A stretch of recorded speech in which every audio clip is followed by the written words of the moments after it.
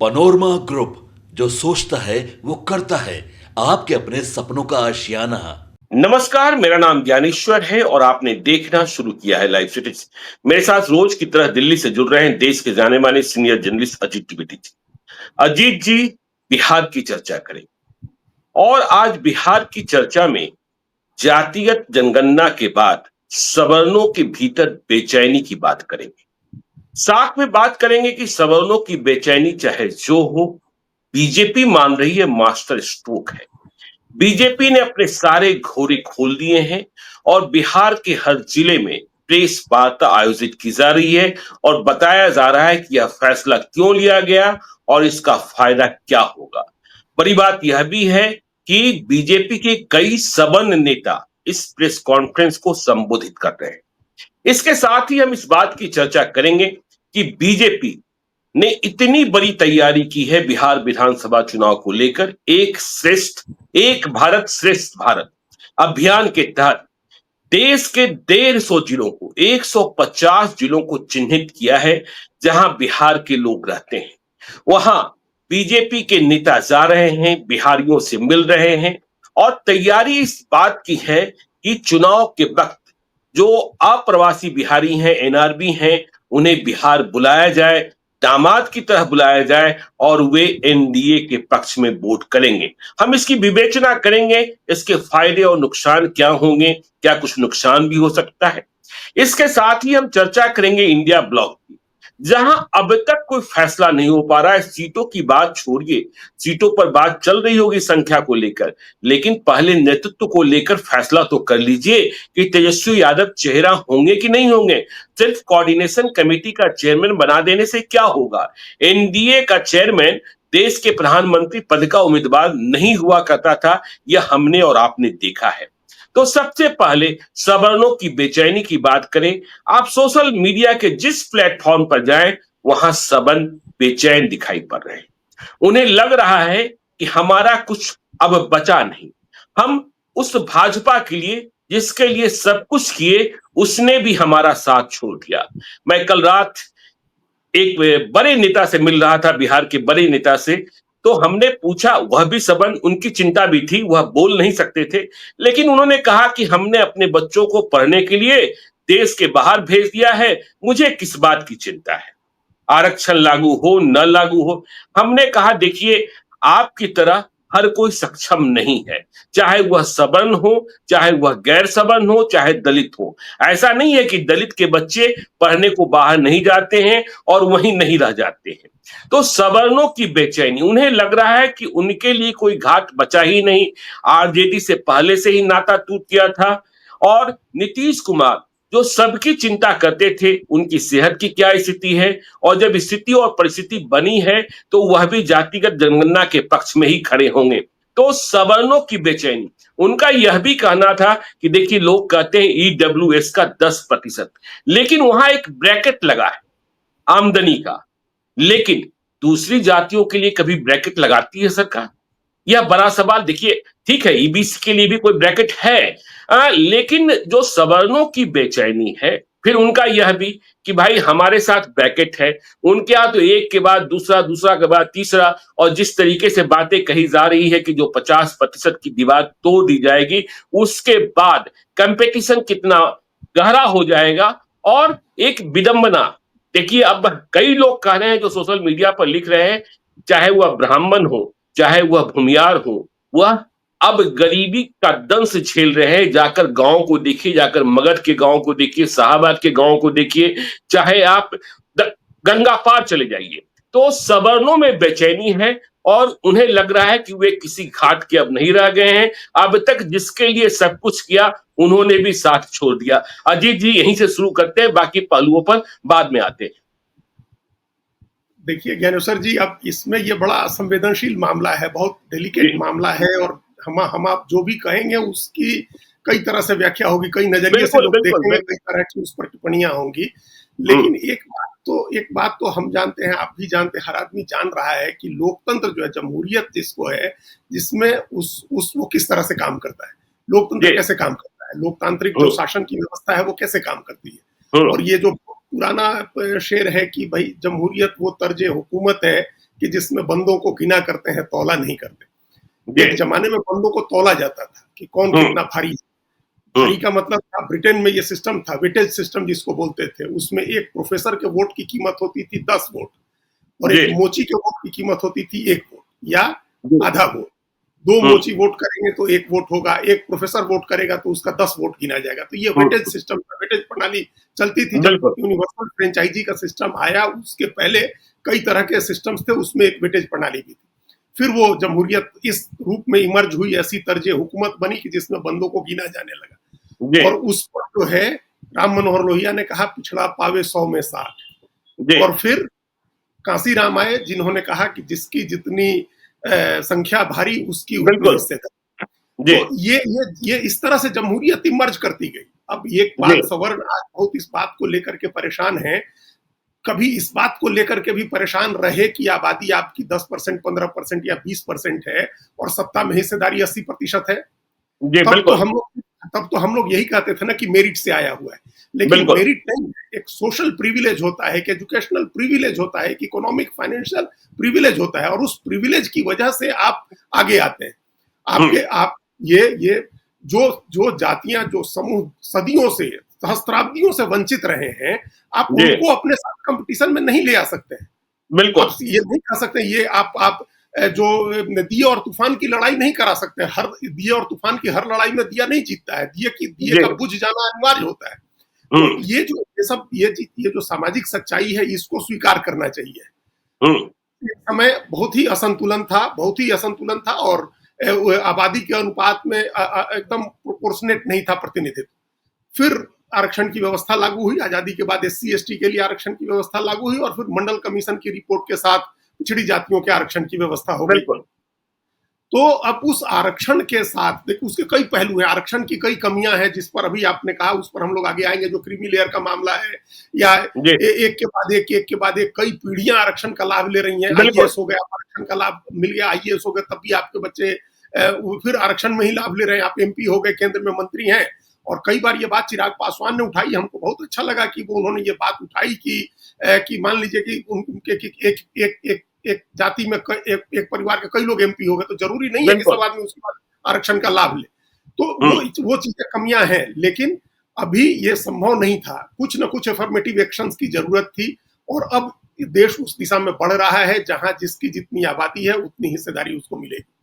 तो पहले भी एक इम्बैलेंस था और अब फिर एक नए इम्बैलेंस की तरफ हम लोग जा रहे हैं। ऐसा नहीं होगा कि आप पिछड़ी, दलित, आदिवासी और जो जातियां अगर 85% है तो 85% सीटें उनके लिए आप आरक्षित कर दें, तो इससे देश का बहुत विकास हो जाएगा, देश का बहुत भला हो जाएगा या उन जातियों का बहुत भला हो जाएगा, ऐसा भी नहीं होना है। ये भी एक तरह का इम्बैलेंस होगा।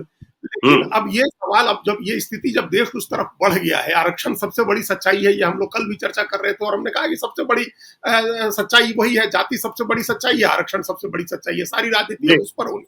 अब इसकी जंग होती है कि कौन आरक्षण 60% देगा, कौन 70% देगा, कौन 80% देगा, कौन सरकारी नौकरी से आगे बढ़ के प्राइवेट सेक्टर में देगा, कौन, जो कल तेजस्वी ने कहा कि MP MLA की सीट रिजर्व कर देगा पिछड़ों के लिए। तो अब ये लड़ाई होनी है। इसमें जो सवर्ण लोग दुखी हो रहे हैं, वो दुखी होने का कोई कारण नहीं है।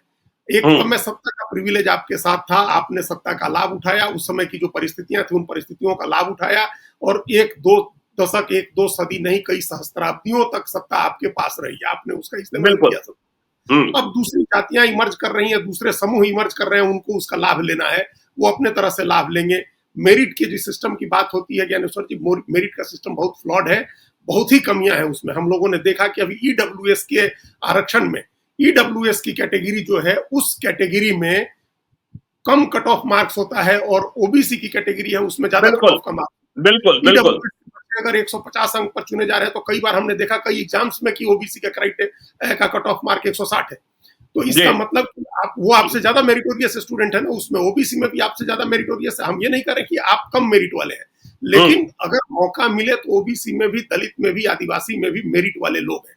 और हम लोग एक प्रतीक नहीं चुने अगर, तो हम लोग डॉक्टर भीमराव अंबेडकर का प्रतीक चुन सकते हैं, या हमारे बगल के राज्य में झारखंड के जयपाल सिंह मुंडा का प्रतीक चुन सकते हैं। जयपाल सिंह मुंडा लंदन जाकर के कैम्ब्रिज और ऑक्सफोर्ड यूनिवर्सिटी में पढ़े, वहां की कैम्ब्रिज और ऑक्सफोर्ड यूनिवर्सिटी की क्रिकेट टीम को रिप्रेजेंट किया उन्होंने और उनको जो उपाधि, जो डिग्री मिली लंदन में, वो कोई नहीं ले सका आज तक हिंदुस्तान का, शायद ही कोई होगा जो लिया होगा। आदिवासी जी। समाज के थे, लेकिन मौका मिला तो उन्होंने इतनी बड़ी उपलब्धि हासिल की। तो हम्म। मौका देने की बात है, अवसर की उपलब्धता की बात है। अगर अवसर उपलब्ध होगा, वहां से भी मेरिटोरियस लड़के निकलेंगे, आप कंपीट करेंगे। आप भले आपके लिए विंडो सीमित हो गया, लेकिन उतने में आपको कंपीट करना है।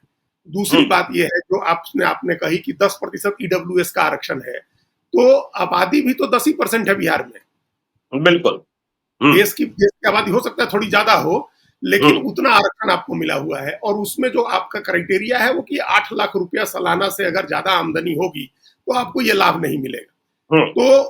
तो हम देख रहे हैं कि सवर्ण जातियों में लगभग 85-90% आदमी इसके दायरे में आ जा रहा है। जो नहीं भी आ रहा है वो सर्टिफिकेट बनवा ले रहा है। मान लीजिए कि ज्यादातर लोग बिहार में खेती कर रहे हैं, तो खेती कर रहे हैं तो आपके पास क्या है, खेती की संपत्ति। आप भले आपको खेती से 20 लाख की आमदनी होती हो, लेकिन उसका कोई सर्टिफिकेट तो है नहीं। आप सर्टिफिकेट बनवा लीजिए कि आप गरीबी रेखा के नीचे हैं। तो 85-90% लोग उसमें आ जा रहे हैं। इसी तरह से जो पिछड़ी जातियों का मंडल कमीशन की रिपोर्ट लागू हुई, तो उसका जो क्रीमी लेयर है वो भी 8 ही लाख का क्राइटेरिया है। वहां भी अगर 8 लाख रुपए से ज्यादा की सालाना आमदनी है तो आपको आरक्षण का लाभ नहीं मिलेगा। क्रीमी लेयर का कॉन्सेप्ट है। और अभी उस क्रीमी लेयर के उस सीमा को भी रिवाइज करने की बात चल रही है कि उसको चेंज किया जाए, चूंकि 8 लाख का की सीमा 20 साल पहले तय हुई है। उसके बाद लोगों की आमदनी तो बहुत बढ़ गई है, रुपया इतना डिवैल्यूड हो गया, उसका इन्फ्लेशन की वजह से रुपए का मूल तो उस समय के हिसाब से 1/4 रह गया। तो 8 लाख के क्राइटेरिया को बढ़ाया जाए, ज्यादा किया जाए, ताकि दूसरे जो लोग इसके लाभ से वंचित रह जा रहे हैं उनको ये लाभ मिल सके।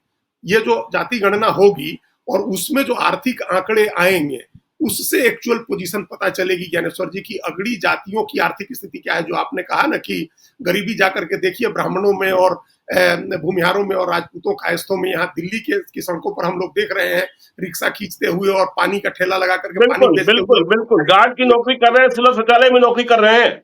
हाँ, सुलभ शौचालय में नौकरी कर रहे हैं, गार्ड की नौकरी कर रहे हैं। और जो एजेंसी उनको भेजती है, वो एजेंसी 13,000 रुपए लेती है, उनको 10,000 रुपए महीना देती है। और 12 घंटे की ड्यूटी करते हैं रात में जग करके, और फॉरवर्ड जाति के हैं। लेकिन अब यही है कि उसके बावजूद मानते हैं कि हम अगड़ी जाति के हैं और किसी की बात बर्दाश्त नहीं होगी। और हमको सामाजिक, जो कम से कम सामाजिक रूप से तो उनको महत्व मिला ही हुआ है। हाँ, आप देखिए संविधान में क्या प्रोविजन किया गया। आर्थिक का प्रोविजन तो नहीं था संविधान में, तो यही प्रोविजन था ना कि सामाजिक और शैक्षणिक रूप से जो पिछड़ा होगा उसको आरक्षण मिलेगा। तो सामाजिक पिछड़ापन बहुत बड़ी चीज है ज्ञानेश्वर जी। आप देखिए उसका क्या मानसिक असर लोगों पर होता है। अगर आप दलित हैं, अछूत हैं, आपको लोग अपने दरवाजे पर नहीं बैठने दे रहे हैं, चप्पल खोल के आपको उस दरवाजे पर जाना है, आपके साथ सम्मानजनक तरीके से बर्ताव नहीं होता है, इसका बड़ा असर होता है। ये सामाजिक जो, लेकिन अब ऐसी स्थिति रह गई है। अब ऐसी स्थिति बहुत तो रही नहीं।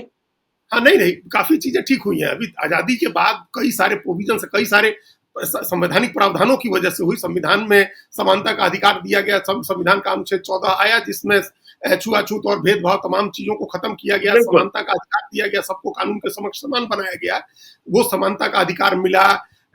उसके बाद और कई चीजें हुई, जैसे आरक्षण मिला, उससे लोग नौकरियों में आने लगे। इकोनॉमिक फाइनेंशियल एम्पावरमेंट हुई।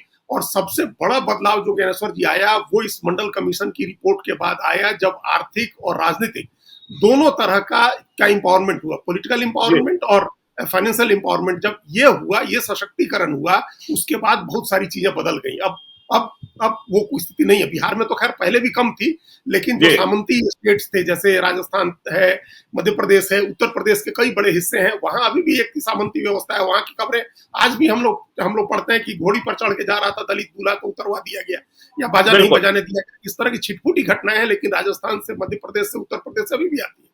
लेकिन एक बात तो स्पष्ट है ना अजीत जी, की जो जातीय गणना करने में 500 करोड़ रुपयों का खर्च बिहार सरकार ने किया, वह अब बेकार चला गया।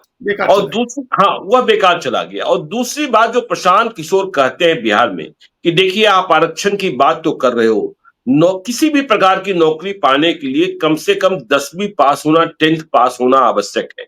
और वह गिनती कर रहे थे और बता रहे थे, सरकारी आंकड़े के मुताबिक अंगुली पर गिनती की जाती है, ये ईबीसी वाले और ये दलित जो क्लास है, इसमें पढ़ाई, आप इन्हें पढ़ने नहीं दे रहे हो, ये पढ़ नहीं रहे हैं। जब तक इनकी शिक्षा नहीं सुधरेगी, स्कूलों की स्थिति नहीं सुधरेगी, 10वीं पास नहीं करेंगे, तो ये राजनीति भले कर ले, लेकिन सरकारी नौकरियों में जो बराबरी की बात है, वह कभी हासिल नहीं कर पाएंगे। ये बात बिल्कुल ठीक है और ये इसी वजह से तो आरक्षण का लाभ जो परपेचुअली एक ही वर्ग के लोगों को मिलता जा रहा है, जिसके जो इम्पावर्ड हो गया उसी के बच्चों को फिर उसकी अगली पीढ़ी को आरक्षण का लाभ मिल रहा है और बाकी उसी तबके में हम सिर्फ अगर मान लीजिए अनुसूचित जाति की बात करें, एससी कैटेगरी की बात करें, तो मैक्सिमम जातियों को तो आरक्षण का लाभ ही नहीं मिला। तभी तो वर्गीकरण की बात चल रही है कि उनको क्लासिफाई किया जाए और उसमें भी वंचितों दलितों में भी जो ज्यादा वंचित है उसको ज्यादा आरक्षण की व्यवस्था करिए। ये इसी किसी की वजह से हुआ है कि एक वर्ग जैसे उसमें का उनकी आबादी में का 10% जो है वो पढ़ गया तो उसी 10% को कई पीढ़ियों को आरक्षण का लाभ मिला और जो 90% नहीं पढ़े उनको आरक्षण का लाभ ही नहीं मिला। जैसे ये पिछड़ों में भी हुआ भाई, जस्टिस रोहिणी आयोग ने बताया हुआ है ना कि 940-45 जातियां हैं जिनको एक नौकरी नहीं मिली है, सरकारी नौकरी। पिछड़ी जातियों में 947 के करीब जातियां हैं, 950 मान लीजिए, जिनको आज तक आरक्षण की वजह से एक भी नौकरी नहीं मिली। बिल्कुल। क्यों नौकरी नहीं मिली? इसलिए क्योंकि और आरक्षण की वजह से नौकरी यदि आप गिनती करेंगे तो आपको पूरे देश में केवल मीना ही मीना दिखाई पड़ेंगे। हाँ, दिखाई देंगे क्योंकि वो क्लास इम्पावर्ड है। आप बिहार में देखिएगा तो यादव मिलेंगे, कुर्मी मिलेंगे। आप आदिवासियों में भी जाइएगा तो एक खास जो मुंडा या उरांव आदिवासी हैं, जो एक वर्ग जो इम्पावर्ड हुआ है उसको मिल जाएगा। आप जाइए हो आदिवासियों में नहीं मिलेगा क्योंकि उनका इम्पावर्ड नहीं हुआ, उनकी पढ़ाई नहीं हुई है। तो ये इस दिशा में तो सोचने की जरूरत है ही कि उनके पढ़ाई की व्यवस्था की जाए, इंक्लूसिव एजुकेशन की व्यवस्था की जाए। इंक्लूजन सबसे जरूरी है ताकि समावेश हो सभी जातियों का। उसमें तो सबसे ज्यादा पिछड़ा है उसका भी समावेशन हो और इसीलिए हम इस जाति जनगणना के इस कॉन्सेप्ट का हम जो स्वागत कर रहे हैं या हम जो उसका समर्थन कर रहे हैं, उसके पीछे हमारा लॉजिक ये है कि उससे सामाजिक आर्थिक आंकड़े सामने आएंगे। सामाजिक रूप से कौन सी जातियां ज्यादा पिछड़ी रह गई हैं, आर्थिक रूप से कौन सी जातियां ज्यादा पिछड़ी रह गई हैं, फिर उनके लिए आप प्रोविजन कर सकेंगे, उनके लिए आप पॉलिसी बना सकेंगे, उनके इंक्लूजन के लिए आप काम कर सकेंगे। ये अभी तक अनुमानों के आधार पर हो रहा था, 1931 की जनगणना के आधार पर हो रहा था और कांग्रेस ने 2011 में कराया भी तो फिर उसको आपने जारी नहीं किया, उसके आंकड़े जारी नहीं किए। 14 साल से तो दबा ही रह गया वो 2011 का। तो जातिगत जनगणना का स्वागत के साथ हम आगे बढ़ते हैं। बीजेपी, देखिए देश तो इंतजार कर रहा था पहलगाम का जवाब दिया जाएगा, लेकिन बीजेपी ने इसे ही मास्टर स्ट्रोक बना दिया और बिहार का चुनाव है तो बिहार बीजेपी के तमाम नेता जिलों का दौरा कर रहे हैं, वहां प्रेस वार्ता कर रहे हैं और बता रहे हैं। देखिए भले ही सबन मतलब निराश हो, नाराज हो, उन्हें इस बात की फिक्र नहीं है, लेकिन बिहार के परिप्रेक्ष्य में हम लोग कल भी चर्चा कर रहे थे, इसके स्टेक होल्डर तो दोनों तरफ के लोग हैं। बीजेपी ने दे दिया और तेजस्वी यादव ने आज प्रधानमंत्री को पत्र भी लिखा, पहले से ही मांग करते आ रहे हैं और आज फिर तेजस्वी यादव ने पत्र लिखकर निजी क्षेत्र में आरक्षण, ठेकेदारी में आरक्षण और मैं जो पिछड़ा है, अति पिछड़ा है, उनके लिए सीटों का रिजर्वेशन, तमाम मांगे कर दी। तो बीजेपी के मास्टर स्ट्रोक और तेजस्वी यादव आगे इसके आगे क्या होना है उसकी बात करके अब क्या होगा, किसको ज्यादा लाभ मिलेगा।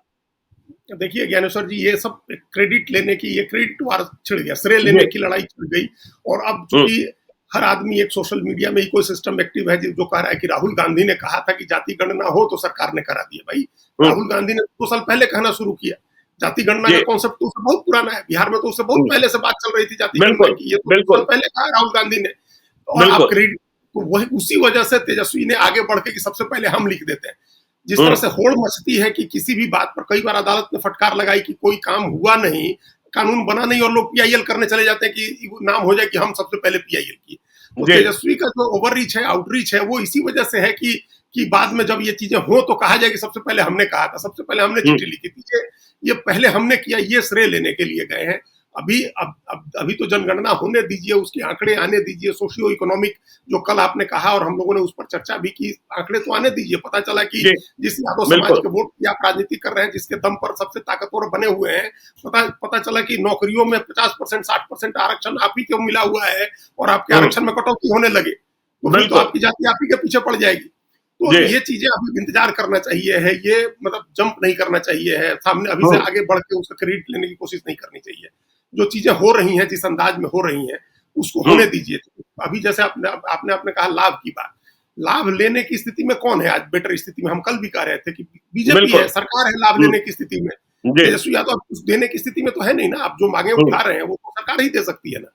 आपने जैसे कहा कि कई सेक्टर्स में अभी आरक्षण दे सकती है सरकार चाहे तो, अभी चीजें आरक्षित कर दे, अभी ठेकों में आरक्षण शुरू करना हो तो शुरू कर दे। भाई नरेंद्र मोदी ने आरक्षण दिया ना, सैनिक स्कूलों में दिया, मेडिकल के नीट के कोटा में दिया, संवैधानिक दर्जा दिया, तो उन्होंने दिया और आज ही एक आंकड़ा दैनिक भास्कर में संजय कुमार ने लेख लिखा है, बिल्कुल। ज्ञानेश्वर जी, वो संजय कुमार सीएसडीएस के हैं और जी, जी, जी। सेक्सोलॉजी के मास्टर हैं, और सबसे मैंने भी रिलायबल पढ़ा और जी। हाँ क्रेडिबल नाम है उनका, वो कोई राग द्वेष से नहीं लिखते हैं। उन्होंने लिखा कि ओबीसी तो ऑलरेडी बीजेपी के साथ है, तो बिल्कुल। ओबीसी का वोट लेने के लिए बीजेपी को ये दाव चलने की जरूरत नहीं थी। उन्होंने कहा, उनका जी। सीएसडीएस का अपना आंकड़ा उन्होंने कोट किया कि 2024 के लोकसभा चुनाव में बीजेपी को 43% ओबीसी का वोट मिला है। जी। पूरे देश में 43%, आप लगभग हर दूसरा ओबीसी जो बीजेपी को वोट किया है, और कांग्रेस को सिर्फ 19% वोट मिला है ओबीसी।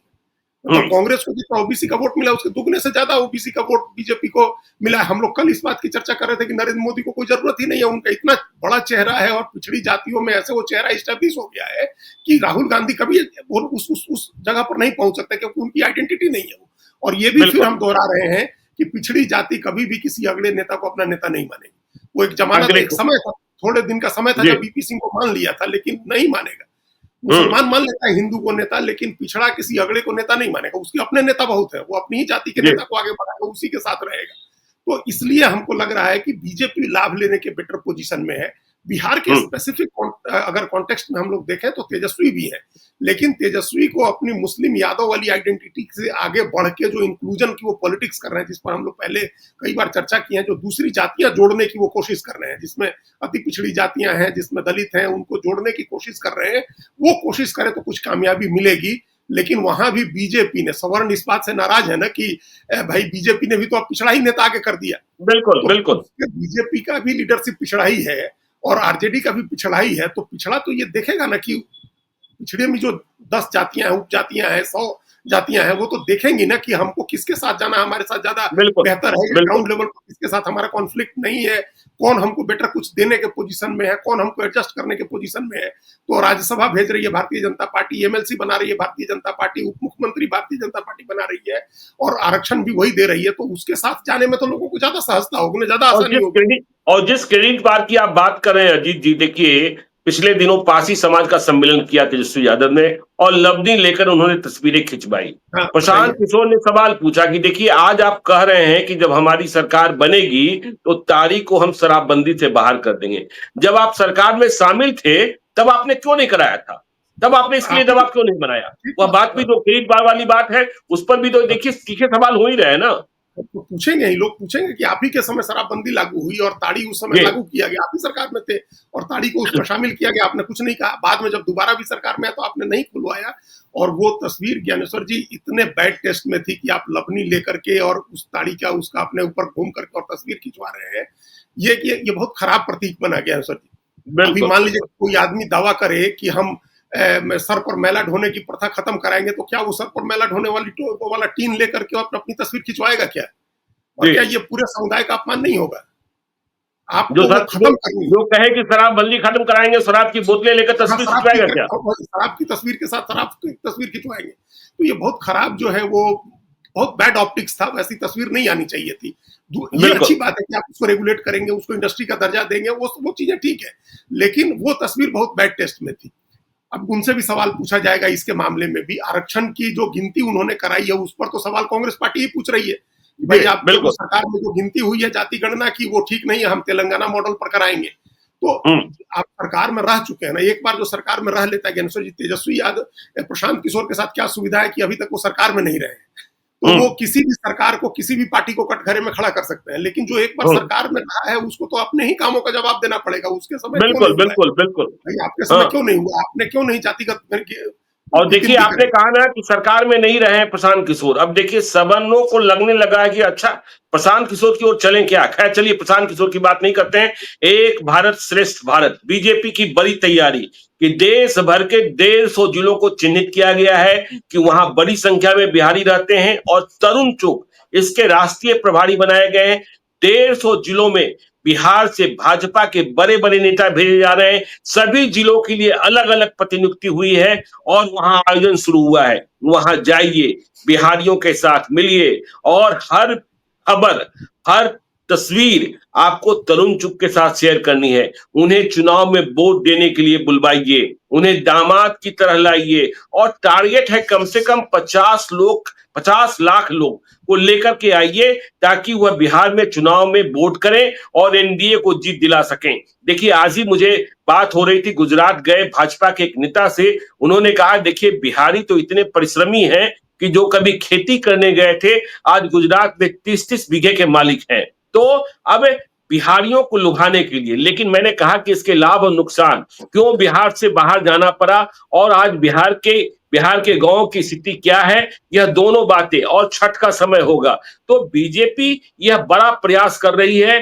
कि बिहारियों को छठ के समय जब चुनाव होगा आप लाइए और उन्हें उनसे वोट दिलवाइए एनडीए को। यह बड़ा प्रयास और यह राष्ट्रीय अभियान बीजेपी ने शुरू किया है। जीत जी बिल्कुल ज्ञानेश्वर जी, ये काम बीजेपी ने इस नाते किया है। तो वैसे भी जब त्योहारों के समय वोटिंग होती है तो जो त्योहार का माहौल होता है, जो धार्मिक माहौल होता है, उसका लाभ बीजेपी को मिलता है। बीजेपी ऐसा मानती है कि लाभ मिलता है और ये कई आंकड़ों से प्रूवन भी है। तो छठ के समय वोटिंग होगी, उस समय धार्मिकता का माहौल रहेगा चारों तरफ, उसका लाभ एक तो बीजेपी उठाना चाहती है। एक तो ये बात है, एक पहलू है। लेकिन सबसे बड़ा अभियान जो ये चल रहा है, जिस स्नेह मिलन जो किया था, जिसमें एक भारत श्रेष्ठ भारत के तहत स्नेह मिलन कराया जा रहा है और बिहार के लोगों को इकट्ठा कर रहे हैं। दिल्ली में भी ये कैंपेन चल रहा है। हमने देखा मोतिहारी के आदमी और मुजफ्फरपुर के आदमी अलग अलग बस्तियों में, अलग अलग जिलों में जा करके बिहार के लोगों के साथ बैठ रहे हैं, उनको बीजेपी की योजनाओं के बारे में बता रहे हैं। संजय खंडेलिया खगड़िया के नेता हैं, बिहार बीजेपी के उपाध्यक्ष हैं। पिछले दिनों हमने जब दिल्ली में किसी से बातचीत की तो मालूम हुआ कि संजय खंडेलिया आए हुए हैं, वह बिहारियों के साथ बैठक करने वाले हैं और वह मनोज तिवारी के क्षेत्र में भी, दूसरे क्षेत्र में यमुना पार यमुना की इधर, दोनों तरफ सभी जगहों पर देश के सभी 150 जिलों में जो चिन्हित किए गए जा रहे हैं। बेंगलुरु, मुंबई, हैदराबाद, मतलब गुजरात गए तो सूरत में, अहमदाबाद में, बड़ोदरा में, जहां भी बिहारी लोग हैं, जहां साइजेबल पॉपुलेशन है, वहां ये अभियान चल रहा है। उनको बीजेपी की योजनाओं के बारे में बताया जा रहा है और उससे ज्यादा आरजेडी कांग्रेस के खतरे बताए जा रहे हैं कि अगर आपने वोट नहीं किया एक हो करके तो बिहार में वापस से लालू यादव का राज आ जाएगा और वो जंगल राज की तरह होगा, जिसकी वजह से आपको छोड़ करके, बिहार छोड़ करके आना पड़ा है। तो ये बात जो है, ये बात समझाई जा रही है। हालांकि उसमें बहुत सारे लोग हैं, पहली पीढ़ी के लोग, जो नीतीश कुमार और बीजेपी के राज में बिहार छोड़ करके आए हैं। उनको ये समझाना ज्यादा मुश्किल होगा कि भाई नीतीश कुमार, मतलब जेडीयू और बीजेपी का राज रहा, तब भी चीजें क्यों नहीं बदली कि लोग लौट सकें अपने प्रदेश में, क्यों नहीं ऐसी चीजें बदली। नहीं, ये भी पूछा जा रहा है कि 11 साल से आप तो केंद्र में हो और आप ही की सरकार बिहार में भी है, आप क्यों नहीं बिहार में फैक्ट्री लगवा दिए कि हम जाकर वहीं काम करती है। अभी सवाल पूछा जा रहा है उन कार्यक्रमों में। हाँ, बिल्कुल पूछेंगे लोग ना, जो हमने कहा, जो पहली पीढ़ी के लोग आए हैं या दूसरी पीढ़ी के जो 25-30 साल पहले ही लोग आए हैं, वो पूछेंगे कि वापस लौटने की स्थितियां क्यों नहीं बनी, क्यों नहीं औद्योगिक विकास हुआ, क्यों नहीं ऐसा काम हुआ, या चलिए हम नहीं लौटे, लेकिन अभी भी जो ट्रेनों में भर भर के लोग आ रहे हैं, उनका आना क्यों नहीं रुक रहा है? अभी क्यों नहीं? आप उनको पलायन रोकने की जो ये फिर इनके एजेंडे का एक तरह से वैलिडेशन होगा, जो प्रशांत किशोर का एजेंडा है कि पलायन नहीं रुक रहा है, हम पलायन रोकेंगे। या कांग्रेस ने जो अभियान चलाया कि पलायन रोको, नौकरी दो, तो ये सवाल उठेगा कि आप क्यों नहीं पलायन रोक पा रहे, कि ट्रेनों में भर भर के अभी भी लोग आ रहे हैं। तो ये दोधारी तलवार है। बीजेपी को इसका जवाब दे करके अपना ग्राउंड बहुत मजबूत करना होगा, नहीं तो प्रशांत किशोर ने लोगों के दिमाग में बहुत सारी चीजें भरी हुई हैं। आप अपने बच्चों के बारे में सोचिए, आप उनके भविष्य के बारे में सोचिए, उनकी पढ़ाई, उनके स्वास्थ्य के बारे में सोचिए, रोजगार के बारे में सोचिए, पलायन रोकने के बारे में सोचिए। ये बातें तो बाकी सब लोग बाद में आकर के कह रहे हैं ना। इसमें प्राइम मूवर कौन है? इसमें प्राइम मूवर प्रशांत किशोर है। न्यूमेरो उनो कौन है? प्रशांत किशोर है। उन्होंने ये एजेंडा सेट किया। तो एक समय हम लोग अभी भी इस बात की चर्चा तो कर ही रहे हैं ना कि प्रशांत किशोर को इसका लाभ मिल सकता है, इस नैरेटिव का। अगर लीडरशिप की कवार खुल गया, जैसा आपने कहा कि अभी तक आरजेडी में, कांग्रेस में अभी तक इंडिया ब्लॉक में लीडरशिप तय नहीं हुई, और लीडरशिप अगर तय नहीं होती है या तेजस्वी की लीडरशिप रहती है तो और एनडीए के तरफ से नीतीश कुमार का चेहरा नहीं घोषित किया जाता है या कोई भी चेहरा घोषित नहीं होता है, तब तो लीडरशिप की लड़ाई खुल जाएगी। तो लीडरशिप के खुले हुए वार में तो एक बड़ी फोर्स है प्रशांत किशोर, बड़ी नहीं, और ये खुली हुई। देखिए, बिहार के बाहर की जब बात करते हैं, मैं जम्मू कश्मीर में था, मैं पिछले कई दिनों से दिल्ली में हूं, लोग यह पूछते हैं कि क्या प्रशांत किशोर सच में फेल हो जाएंगे? लोग तेजस्वी यादव और नीतीश कुमार के बारे में नहीं पूछ रहे। नीतीश कुमार की सेहत के बारे में उन्हें चिंता है कि नीतीश कुमार ने बहुत कुछ किया है, लेकिन पूछ रहे हैं क्या बिहार के भविष्य में प्रशांत किशोर फेल हो जाएंगे, क्योंकि प्रशांत किशोर मुद्दे की बात कर रहे हैं और बिहार की बात कर रहे हैं। वह उन्हें, और जो बिहार से बाहर निकल गए वह जाति को भूल जाते हैं, इसलिए उन्हें बिहार के मुद्दों की चिंता होती है। तो हम लोग पहले भी इस बात की चर्चा, जब बहुत पहले कोई 6 महीने पहले हम लोगों ने इस बात पर एक प्रोग्राम किया था ज्ञानेश्वर जी, कि ये जो प्रशांत की जो लौटने पर प्रवासी जो अभी बिहारी हैं, चाहे वो बिहार से बाहर हो या देश से बाहर हो, वो बड़े बड़े गौर से प्रशांत किशोर को सुन रहे हैं। और हमने ये भी हम लोगों ने चर्चा की थी कि जिस तरह से 2014 के चुनाव में नरेंद्र मोदी को जिताने के लिए बड़ी संख्या में प्रवासी देश छोड़ करके लौटे थे, विदेश छोड़ करके यहाँ आए थे भारत में, और उन्होंने नरेंद्र मोदी के लिए काम किया था, उस तरह से एक बड़ा वर्ग है जो जाएगा प्रशांत किशोर के लिए काम करने। उनको उम्मीद प्रशांत किशोर से है, उनको कोई उम्मीद नहीं है 35 साल से जो लोग शासन कर रहे हैं बिहार में, उनसे कोई उम्मीद नहीं है। वोट भले देते जातीय कंसिडरेशन में अपने, या पॉलिटिकल कंसिडरेशन में, या कास्ट के या कैंडिडेट के कंसिडरेशन में, उनको उम्मीद किसी से नहीं है। वो नहीं मान रहे हैं कि जेडीयू बीजेपी की फिर से सरकार बन जाएगी तो बिहार में कुछ बदल जाएगा या तेजस्वी यादव बहुत बदल देंगे। उनको उम्मीद प्रशांत किशोर से है। और आपने कहा ना दिल्ली में लोग पूछ रहे हैं, हम पता नहीं ये किस्सा बताए या नहीं, हम जब गोरखपुर गए थे पिछले तो वहां एक नौजवान आकर के हमसे मिला, वो काफी देर तक कहा कि हम पहले जो है अपने बहुत बिहारी अंदाज में भटभटा रहे थे कि आप अजीत द्विवेदी ही हैं या कोई और है। फिर वो पूछा आकर के हमसे, और उसके बाद उसके साथ जो 5-6 लोग, वो सिविल इंजीनियर है, काम करते हैं, और पूरी टीम उनकी काम करती है गोरखपुर और ईस्टर्न उत्तर प्रदेश में। उन्होंने कहा कि अनुसर जी कि आप लोग प्रशांत किशोर की मदद क्यों नहीं कर रहे हैं, आप लोग क्यों कह रहे हैं कि प्रशांत किशोर की रैली फ्लॉप हो गई या प्रशांत किशोर फ्लॉप हो गई, या उसी समय ये रैली हुई थी, उसके थोड़े दिन के बाद की बात।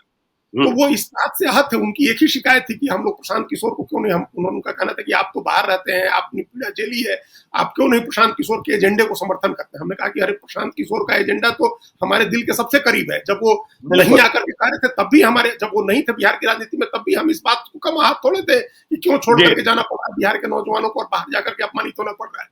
लोग उठाए हैं, लोग उनको बड़े गौर से सुन रहे हैं, और बहुत सारे लोगों को उनके साथ, वो बख्तियारपुर का लड़का था नौजवान, और उसको सिविल इंजीनियर गोरखपुर में, उसने कहा कि हम लोग को बड़ी उम्मीदें हैं प्रशांत किशोर से। तो प्रशांत किशोर से इंडिविजुअल नहीं है, कोई प्रशांत किशोर पांडे से नहीं है, वो प्रशांत किशोर के एजेंडे से है, प्रशांत किशोर के व्यक्तित्व से है, उनकी वजह से है।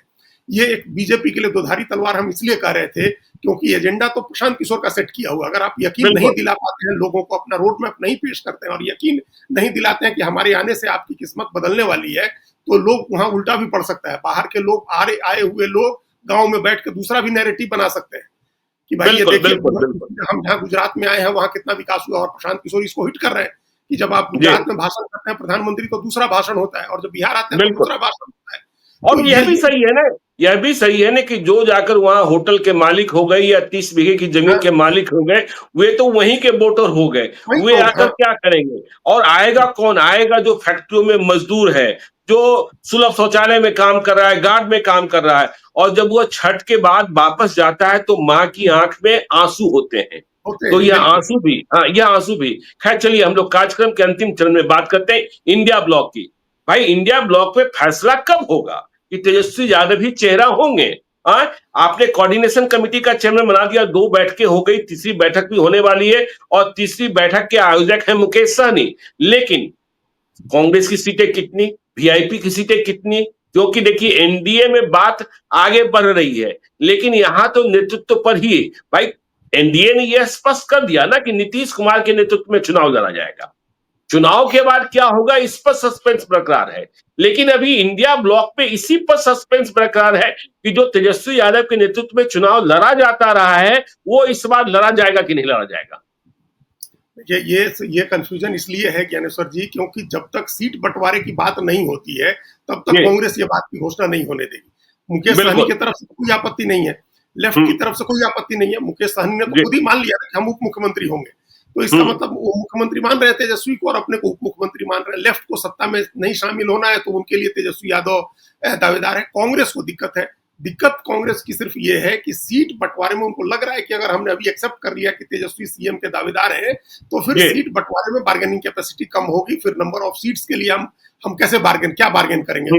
ये अगर पहले ही अपना पत्ता दिखा देते हैं आरजेडी को, तो पत्ता दिखाना नहीं है, अपना पत्ता अपने पास रखना है। डील करनी है कि सीटें, उसके लिए भी अगर लग रहा है कांग्रेस को कि 2, 4, 5, 10 सीटों की डील तो इस नाम पर भी हो सकती है कि हम आपको मुख्यमंत्री का दावेदार मान रहे हैं, चलिए हम आपको मान लेते हैं, लेकिन हमको ये सीटें चाहिए हैं, ये सीटें चाहिए हैं, इतनी सीटें कम नहीं होनी चाहिए। तो ये बार्गेनिंग, अपना मोल भाव की क्षमता, मोल भाव का कार्ड अपने हाथ में रखने के लिए कांग्रेस के दबाव की राजनीति कर रही है, लेकिन कांग्रेस को समझ नहीं आ रहा है कि इसका कितना नुकसान हो रहा है। बिल्कुल वही कांग्रेस पार्टी है जो महाराष्ट्र हारने के बाद कांग्रेस के नेताओं ने खुद ही कहा कि हम लोग पहले अगर सीट बंटवारा और ये सब चीजें लीडरशिप करके चक्कर में, कौन ज्यादा लड़ेगा इसके चक्कर में नहीं पड़े रहते तो इतनी बुरी हार नहीं होती महाराष्ट्र में। तो जब आपने सबक सीख लिया उसके बाद भी आप वही काम कर रहे हैं। आप चुनाव जीतेंगे, मुख्यमंत्री आप कांग्रेस का मुख्यमंत्री तो नहीं हो सकता है ना, आप कितनी भी सीटें लड़ लें तो कितनी भी जीते तो मुख्यमंत्री तो आपका नहीं होगा ना, मुख्यमंत्री तो आरजेडी का ही होगा, जो सबसे बड़ी पार्टी का नेता ही होगा, आपको मानना ही है उसको। यादव को जितनी जल्दी मान ले, जितनी जल्दी आप अपने अलायंस की एकजुटता दिखाएं, पब्लिक के सामने कोहेसिवनेस दिखाएं उसका, उतना बेहतर होगा। ये जितनी देरी कर रहे हैं, एनडीए में सारी चीजें सेटल हो चुकी हैं, सीटों की बातें भी लगभग वो लोग काफी दिनों से कर ही रहे हैं, कई सर्वे हो चुके हैं, उनके सारे कोऑर्डिनेशन कमेटी की जिलावार बैठकें हो चुकी हैं, वो सब कुछ कर चुके हैं। बीजेपी अब अपनी लड़ाई अपने हिसाब से लड़ रही है, उसको पता है। देखिए अभी आप देखिए जेडीयू कहीं से लड़ती हुई नहीं दिख रही है, जेडीयू का कार्यक्रम नहीं चल रहा है, सारे कार्यक्रम बीजेपी के चल रहे हैं। तो बीजेपी अपनी लड़ाई अपने कर रही है, चूंकि वो साधन संपन्न पार्टी है, केंद्र में उसकी सरकार है, उसके पास नरेंद्र मोदी, अमित शाह जैसे लीडर है। आपके पास क्या है? कुछ नहीं है। कांग्रेस के पास क्या पूंजी है? वहां ले देकर के तेजस्वी यादव का एक चेहरा है और आरजेडी का एमओआई समीकरण का वोट है। तो उसको आप उसमें मत नाराजगी पैदा करिए कि वो भी इधर उधर सोचने लगे, इधर उधर देखने लगे या कंफ्यूजन बना रहे, नीचे आपके वर्कर के बीच तालमेल नहीं बैठे, आपके पदाधिकारियों के बीच तालमेल नहीं बैठे। ये अब देरी कर रहे हैं ये लोग। एक इनिशिएट किया था, शुरू में स्पीड दिखी थी, लेकिन फिर अब इस मामले में देरी कर रहे हैं। घोषणा तेजस्वी की होनी है, जितनी जल्दी हो जाए उतना अच्छा होगा। चलिए, जितनी जल्दी हो जाए उतना अच्छा है। देखिए, बीजेपी में तेजी है और इंडिया ब्लॉक में फिर से धीमी है। इंडिया ब्लॉक की स्पीड धीमी हो गई है और आगे क्या, बिहार किधर, किस करबट, यह भी आपको बताएंगे। आप देखते रहिए लाइव सिटीज को। यदि अब तक आपने हमारे यूट्यूब चैनल लाइव सिटीज को सब्सक्राइब नहीं किया जरूर कर लीजिएगा, और यदि इस वीडियो को आप फेसबुक पेज के माध्यम से पेज को लाइक कीजिएगा, हैंडल एक्स पर भी हमें फॉलो कीजिए। धन्यवाद।